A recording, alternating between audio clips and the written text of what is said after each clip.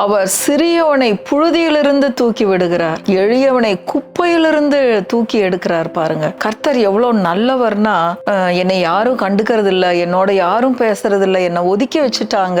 இந்த மாதிரி மனநிலையோடு நீங்க உட்கார்ந்து இந்த செய்தியை கேட்டுக்கிட்டு இருந்தீங்கன்னா இந்த செய்தி நிச்சயமா உங்களுக்கு தான். பாருங்க, நம்மளுடைய தகுதி எப்படி கணக்கிடப்படுதுன்னா, கர்த்தர் எவ்வளவு நம்மளுக்குள்ள இருக்கிறாரு, அவர் நமக்குள்ள எவ்வளவு பெரியவரா இருக்கிறாரு, நம்ம அவரை எவ்வளவு மகிமைப்படுத்துகிறோம், எவ்வளவு கனப்படுத்துகிறோம்.